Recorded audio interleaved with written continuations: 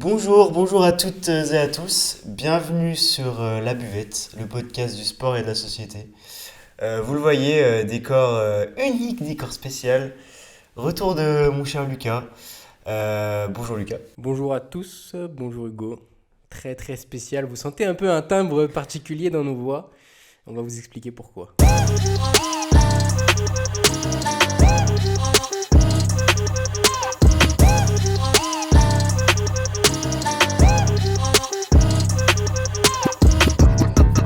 Et oui, on va pas vous garder le secret plus longtemps. Ce que vous voyez actuellement sera et est le dernier épisode de La Buvette. Non pas de la saison, enfin c'est le dernier épisode de la saison aussi, mais c'est le dernier épisode tout court du podcast. Par où commencer Lucas? Par où commencer? Par où commencer? Bon, on va commencer dans le dur, hein. Pourquoi le dernier épisode? Vous êtes nombreux à nous avoir posé la question déjà autour de nous, pour ceux qui sont proches de nous et qui connaissent la buvette. Quand on en a parlé, c'est tout simplement un choix professionnel pour moi d'abord. J'étais dans une période où déjà j'ai changé de travail, j'ai beaucoup de side projects, donc pas mal à droite à gauche sur des compétences que je essaye de développer. Et voilà, j'ai dû faire un choix professionnel qui m'a amené à l'autre bout de la France. Et j'en suis très content, hein, je suis vraiment ravi de faire ce choix-là, en plus dans un milieu très particulier et très innovant, mais qui me demande, on va dire, d'être à 100%, même à 200%, autant mentalement que physiquement. Donc j'essaye de réduire un peu tous ces projets à côté. Et la buvette, il faut savoir que ça prend énormément de temps. Ça prend énormément de ressources mentales aussi, parce qu'on essaye de faire des épisodes quali, des épisodes originaux qui sortent de l'ordinaire, hein. Ça a toujours été un peu notre marque de fabrique, de créer de la valeur ajoutée et pas se faire une émission de sport basique. Avec en plus, saison 2, vous l'avez vu, des lieux assez extraordinaires, des stades, des manèges d'équitation. Qu'est-ce qu'on a fait? On se repassera ça tout à l'heure, mais c'était assez fou. Donc voilà, choix professionnel pour moi. On n'aurait pas pu, très honnêtement, d'un point de vue logistique, continuer franchement à faire les épisodes. Et on aurait pu, dans le sens où on a développé quand même un très beau réseau au niveau sportif, qui en fait un format, on va dire, un peu toile d'araignée, pour vous expliquer l'image, où une connaissance, une rencontre en amène une autre. Et je pense que sur une saison 3, on aurait pu aller très très loin, d'autant plus qu'on voulait, et on avait vraiment pensé à révolutionner le concept. Donc Hugo va vous expliquer pourquoi ce n'est pas vraiment fini pour lui. J'introduis aussi, je tease. Mais voilà, pour moi en tout cas, vous ne me reverrez plus devant une caméra avant longtemps. Je suis toujours disponible, hein, si vous voulez parler sur les réseaux, sur mon Instagram. Mais ouais, c'est un peu le cœur lourd qu'on annonce ça, parce que c'est quand même une aventure humaine qu'on a vécue tous les deux, hyper forte. Et quand on regarde d'où on part, et vous n'avez pas les backstage, mais je pense que c'est aussi visible dans notre évolution à travers des saisons. On a pris un plaisir fou, on a rencontré des personnes complètement folles. Et voilà, j'ai fait un long monologue, mais c'est important de vous expliquer que voilà, on lâche pas la buvette parce que ça marche pas ou qu'on en a marre. On lâche la buvette parce que dans la vie, il faut faire des choix importants. Et il faut savoir parier sur des faits ou des moments de vie. Et voilà, c'est ce que j'ai fait. Ouais, c'est très bien résumé. Je pense que c'est avant tout un choix professionnel plus qu'un choix du cœur. Lucas évolue aussi professionnellement. La buvette, ça nous a ouvert des portes de malade et je pense que peut-être que ton boulot en est une conséquence directe. On a aussi une conséquence directe avec tout ça parce que j'ai pu, par le biais de la buvette, ouvrir ma micro-entreprise et j'en C'est profite sûr, pour faire un petit peu de publicité aussi. c'est clair. Donc n'hésitez pas si vous avez tout ce qui est création de contenu digital, tout ce qui est audio aussi, si vous voulez lancer votre podcast dans votre entreprise, faire de la vidéo pour votre site internet, pour vos réseaux sociaux, eh ben, je veux dire, on apportera nos petites touches buvettes que vous avez découvert à, Contactez à Hugo travers, à et travers le podcast. Je suis disponible sur LinkedIn, sur Instagram aussi. N'hésitez pas. Donc voilà, c'était un choix mûrement réfléchi. Euh, de mon côté, vous allez me dire, mais qu'est-ce qu'il en pense Hugo? Pourquoi il continue pas cette aventure, etc. Enfin, faut savoir qu'à la toute base, Lucas m'a proposé de faire la buvette et moi je me voyais pas faire ça avec quelqu'un d'autre parce que Lucas, on se connaît depuis des années maintenant, depuis le lycée. Et c'était avant tout une aventure humaine. Après, ça a pris un petit peu d'ampleur malgré nous, on va dire, mais Mais c'était surtout une aventure humaine exceptionnelle avec des magnifiques rencontres. Et moi, je me voyais pas faire ça avec quelqu'un d'autre. Surtout que j'ai de la chance d'avoir Lucas qui est ultra compétent, ultra disponible et toujours à fond. Et je suis pas sûr d'avoir aussi. Enfin, j'aurais pas pu trouver, je pense, quelqu'un comme Lucas. Et moi, j'avais pas envie de me forcer à continuer à faire de la buvette juste pour le faire. Et je préfère que ce podcast ait une magnifique fin et qu'on ne regarde que des merveilleux souvenirs plutôt que d'aller forcer la chose, le concept, et que ça me prenne plus la tête qu'autre chose. Ouais, sachant qu'en plus, tu as trouvé une solution qui pour moi est très belle, qui n'arrête pas l'aventure, mais qui conclut celle de la buvette d'une belle façon. Et déjà, merci pour ce que tu dis. Et il faut savoir que j'ai quand même proposé à Hugo de reprendre la buvette avec quelqu'un, de reprendre la buvette tout seul. Voilà, on a vraiment cherché à continuer aussi cet esprit buvette, cette marque finalement qu'on a créée. Mais voilà, comme j'ai dit, il faut faire des choix. Et des choix forts sont faits. On va voir si ça va être payant pour la suite. Moi, j'ai pas trop d'inquiétude parce que je pense qu'on a aussi développé des compétences. Et toi, tu as évolué, on va dire, sur 2 points de vue. Devant la caméra et derrière la caméra. Je pense que tu as énormément évolué sur ces 2 aspects-là. Moi, je suis plutôt derrière la caméra, mais toi, même d'un point de vue, on ne se rend pas compte en fait ce que c'est de faire des émissions comme ça, de préparer, mais logistique, organisation, technique, et après, devant la caméra, l'éloquence, la façon de tourner des phrases, la façon d'avoir la relation avec la personne en face qu'on interview, hors caméra et pendant le tournage. Je pense que tu as développé des gros skills. Et en plus, toi, dans ton boulot, ça te sert énormément. Et même le réseau sportif te sert énormément vu que tu es dans le sport. Donc, non, franchement, hyper belle aventure. Je te propose qu'on garde l'annonce pour la fin. Oui. Qu'on garde ton annonce pour la fin, même si les gens s'en doutent.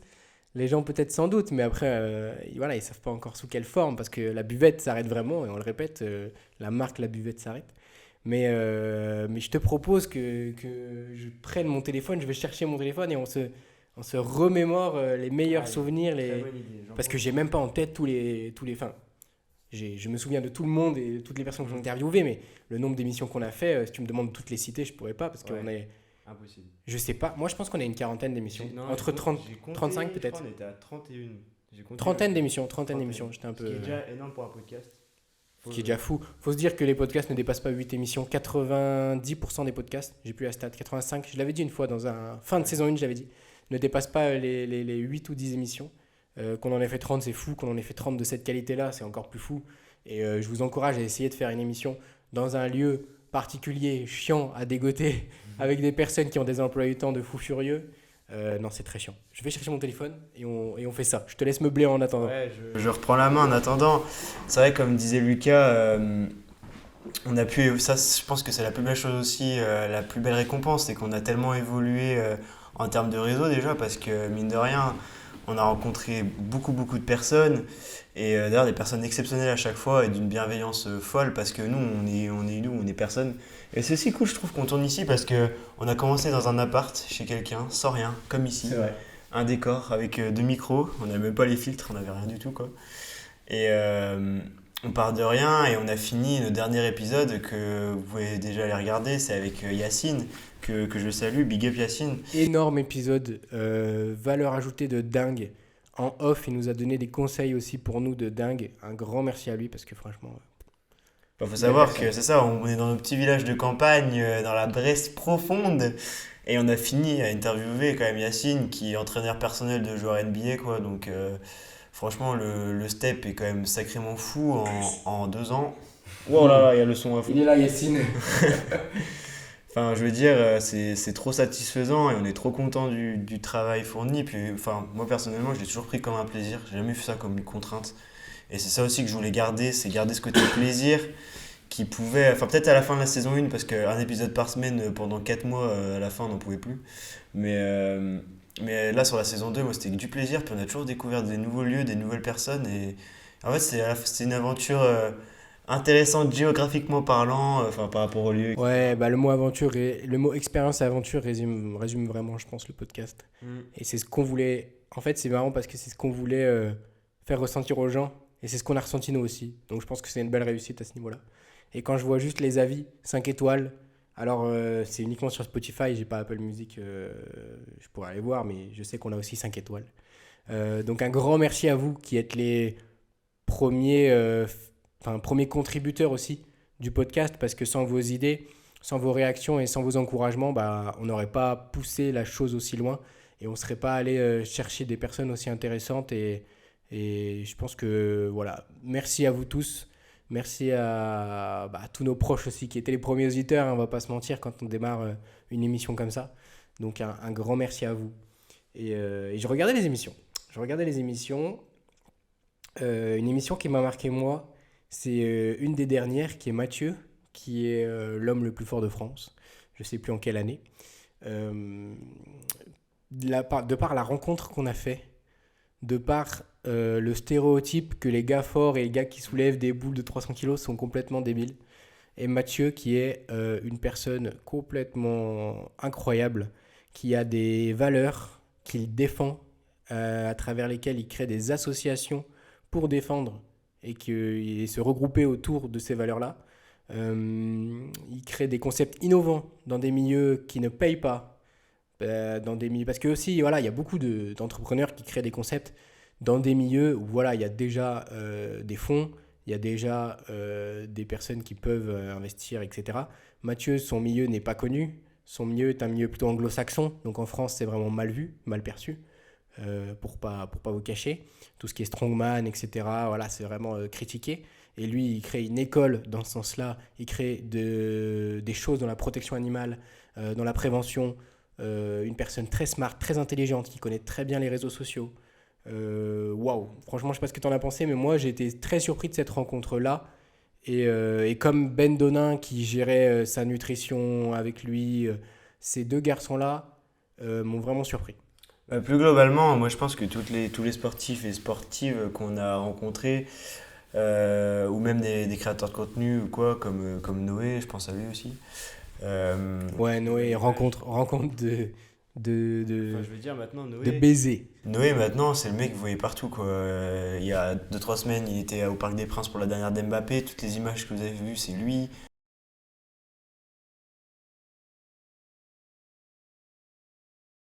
Et je C'est pense que moi, ce qui m'a le plus marqué, c'est la disponibilité et l'humilité de chacun. Et pour moi, c'est ça les vraies valeurs du sport. Et je suis content aussi parce que on a tendance à beaucoup voir de mauvaises choses sur le sport. Là, je pense en ce moment, il y a Roland Garros, tout le monde critique dans le public, ça n'a pas les valeurs du sport. Dans les stades de foot, il y a tellement de racisme encore, c'est abusé. Plein de choses comme ça qui font que ça peut dégoûter un peu des valeurs du sport qui sont à la base quand même des choses simples et bienveillantes. Et ce podcast nous a montré qu'il y a beaucoup de sportifs qu'on ne connaît pas et qui prônent haut et fort ces valeurs. Donc c'était aussi un vrai plaisir de pouvoir.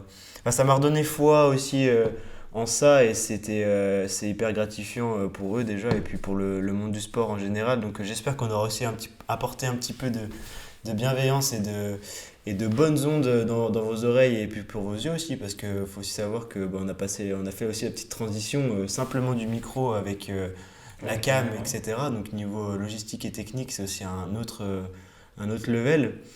Et je pense que aussi, t'en as pas trop parlé, mais par rapport aux heures passées off derrière la caméra, Ouais. en fait, on se rend pas compte, mais Lucas m'a beaucoup délégué au fur et à mesure. Et en vrai, je le remercie parce que c'est aussi grâce à ça que j'ai monté en compétences. Parce que moi, il faut Sur le savoir montage que, notamment. sur le montage, ouais, etc., parce qu'il faut savoir qu'à la base, Lucas, il est chaud pour partir dans l'aventure, mais moi, je suis merguez, hein, je sais rien faire. Enfin, Ah, je tu veux sais dire, faire quand même ta notion réseaux sociaux, tout ça, ok. ouais, après, c'est des notions. Après, entre le savoir et le faire, il y a un tunnel, il y a un fossé.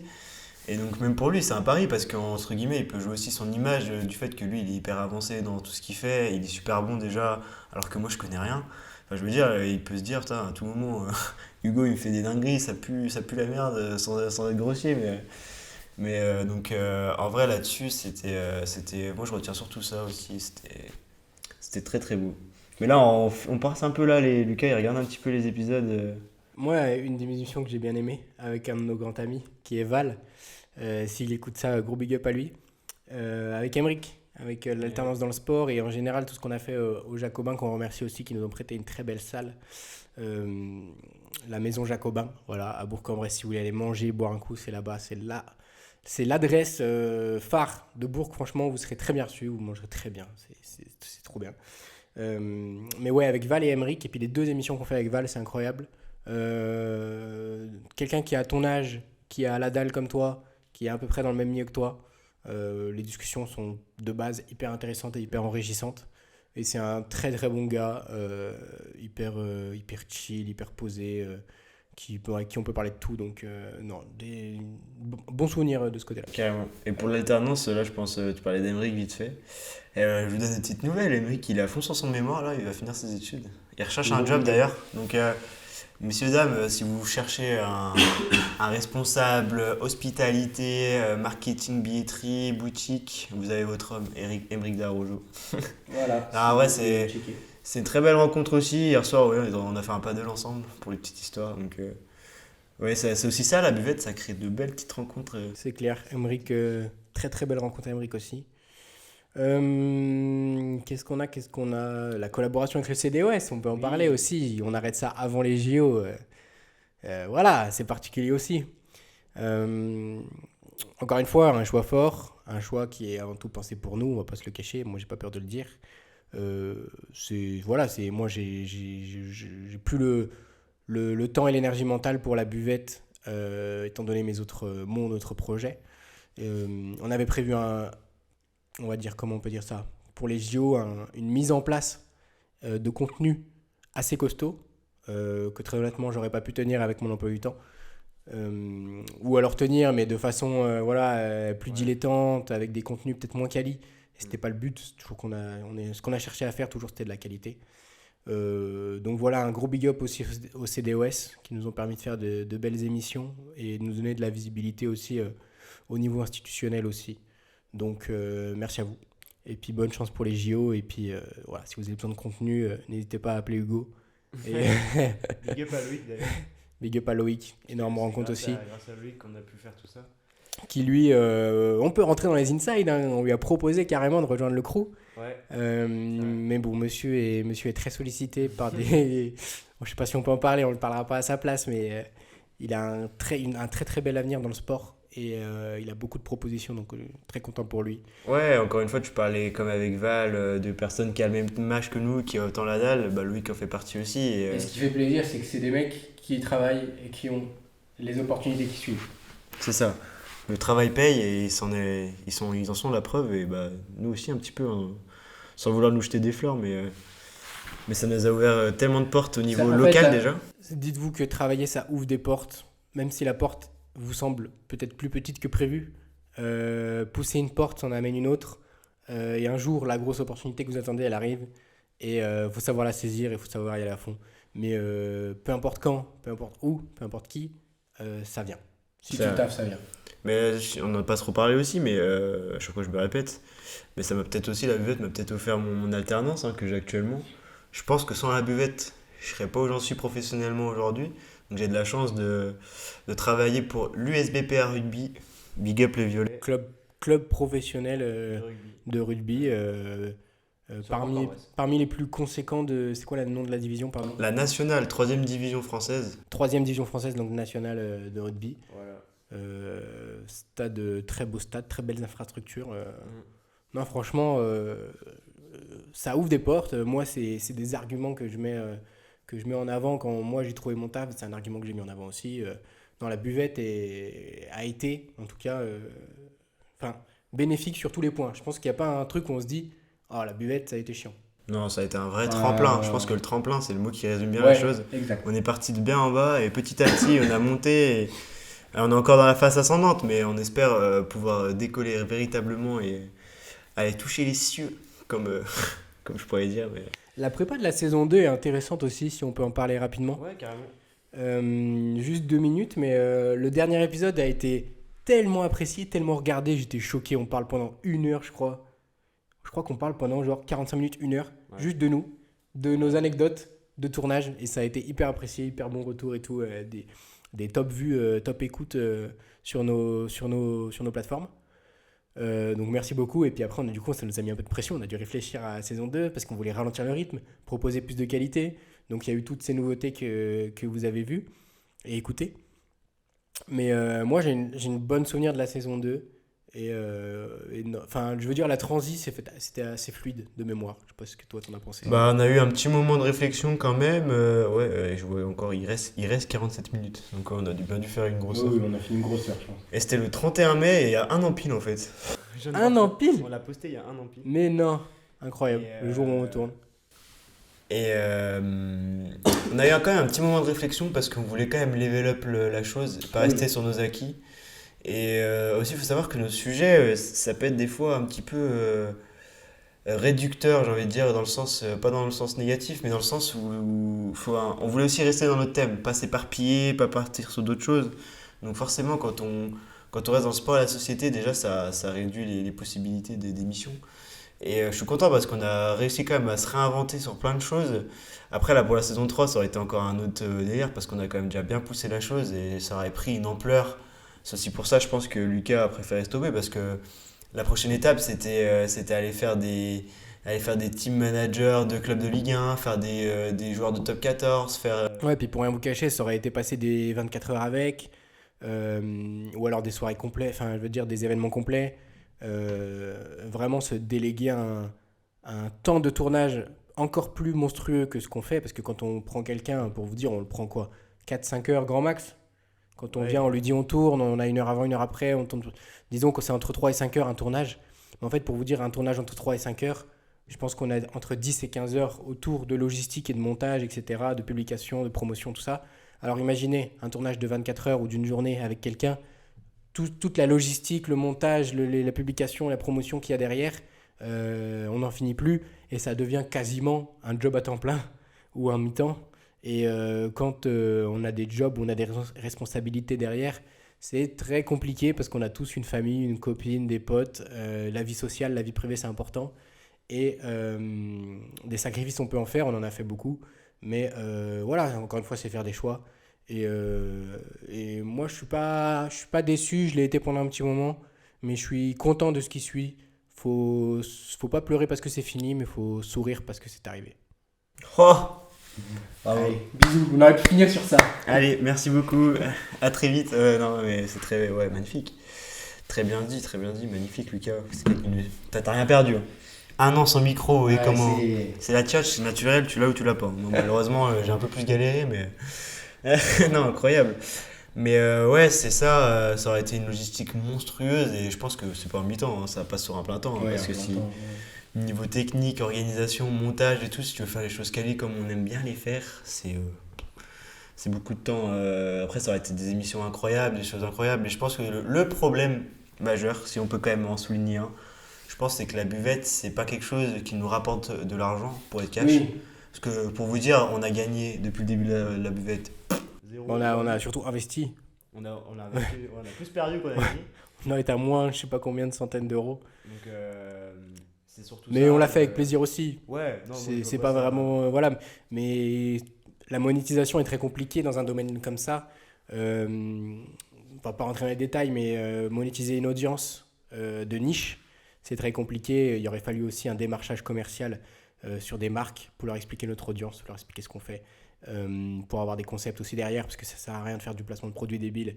Donc c'est du travail en plus, c'est énormément de travail en plus, le démarchage, l'incorporation de toutes ces promotions-là. Donc non, encore une fois, ça rejoint tout ce qu'on a dit. Je pense pas qu'on s'éternise trop, parce que la saison 1, on l'a déjà bien résumé dans la fin du dernier épisode de la saison 1. Mais un gros big up à Florian, pour finir, qui a été le boost de la saison 1, qui nous a permis, pour moi en tout cas, d'imaginer les choses en plus grand pour la saison 2.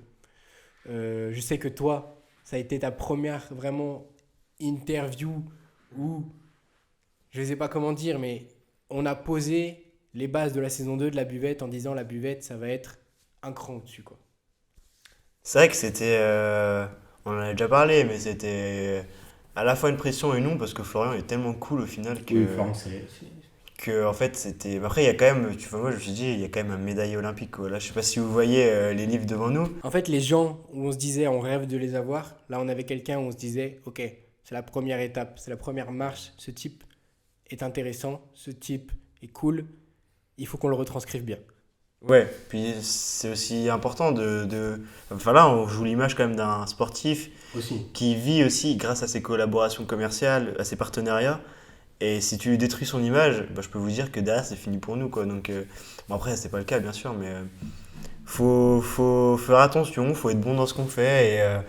Et encore une fois, la rigueur et le travail ont montré que malgré mes quelques lacunes que je pouvais peut-être avoir devant la caméra avant, bah, à force de travailler et de s'entraîner, bah, Ça paye. ça paye.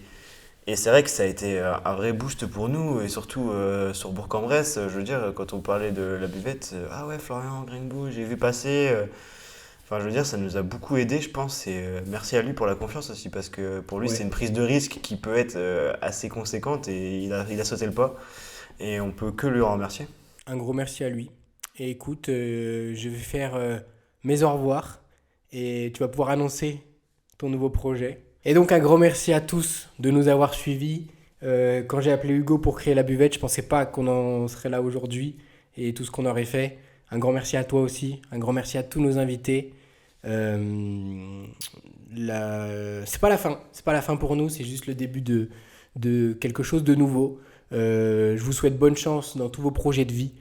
Si vous avez envie de parler, n'hésitez pas, foncez-nous, contactez-nous. Et si vous avez des projets, contactez Hugo. Et voilà, il y a des belles choses qui arrivent pour lui. Je vais vous le laisser vous expliciter un peu dans la mesure du possible ce qui va arriver pour lui prochainement. Et merci vraiment à tous de nous avoir suivis. C'était Lucas pour le dernier épisode de La Buvette. Ciao. Petit kiff, Ah là petit là. kiff. Beau TikTok, beau TikTok ça. Émotionnel, on va verser la petite larme là. Non, merci Lucas, merci pour tout ce que tu m'auras apporté également, merci pour ce que tu as créé pour la buvette. Il est temps pour nous de déployer nos ailes, surtout pour moi, de mon côté. Comme disait Lucas, la buvette s'arrête, mais pas totalement. Je vous donne rendez-vous à la rentrée prochaine. Le podcast, ça a été un énorme coup de cœur personnellement, la création de contenu aussi. J'ai vraiment pris goût à ça et je voulais pas arrêter en si bon chemin. Donc en plus de mon alternance, de mon école et de ma micro-entreprise, eh ben, je vous inviterai dès la rentrée à me suivre sur ma nouvelle émission.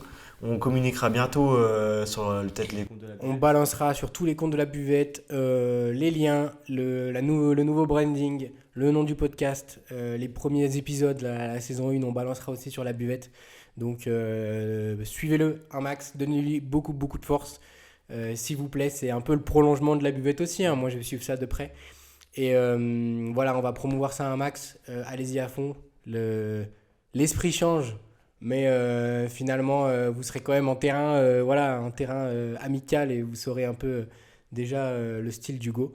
Mais voilà, moi j'ai hâte de voir ce que tu vas nous proposer. Je sais que c'est en construction encore, donc Pour vous teaser un petit peu, moi j'ai trop adoré ce côté buvette, ce côté convivial. Je garderai ça dans ma nouvelle émission. Ce sera quelque chose qui sera plus comment. Il y aura un épisode tous les jours à peu près. Donc ça sera beaucoup plus régulier. Et vous verrez ma tête tous les jours pratiquement. Donc c'est aussi ça que je voulais instaurer, quelque chose de peut-être moins long à écouter, mais plus régulier, que tous les jours vous ayez une petite présence avec moi et que je vous apporte du plus et de la plus-value. Pour les thèmes, etc., moi j'ai déjà ma petite idée, mais je vous laisse un petit peu réfléchir pendant l'été. En attendant, merci Lucas une nouvelle fois, merci à vous de nous avoir suivis et de nous avoir permis de faire tant de choses aujourd'hui. Sans vous, je sais pas ce qu'on ferait. Enfin, Lucas, si, parce que il bosse déjà depuis longtemps à côté, mais moi je sais pas où j'en serais. Vraiment, honnêtement. Parce que moi, il faut savoir que je pars aussi très très loin avec aucun pied dans la communication. Donc, sans ça, je sais pas ce que je ferais aujourd'hui. Donc, merci beaucoup. On se retrouve à la rentrée pour de nouvelles aventures. Peut-être que Lucas aussi fera des petits coucous de temps en temps. On n'exclut pas ça, c'est même sûr. Vous le reverrez, vous inquiétez pas. Passez un bel été, passez un bel Euro de football, passez de très beaux Jeux olympiques et paralympiques. On les oublie pas, c'est aussi très important les Jeux paralympiques. Merci à tous. Kiffez votre été, kiffez votre vie, donnez-vous à fond, taffez à fond. Et puis, c'était la buvette, c'était Hugo, c'était Lucas. merci à tous et n'oubliez pas que la vie est un sport. Alors, Buvez-la sous tous ses angles. angles. Ciao tout le monde! les gars.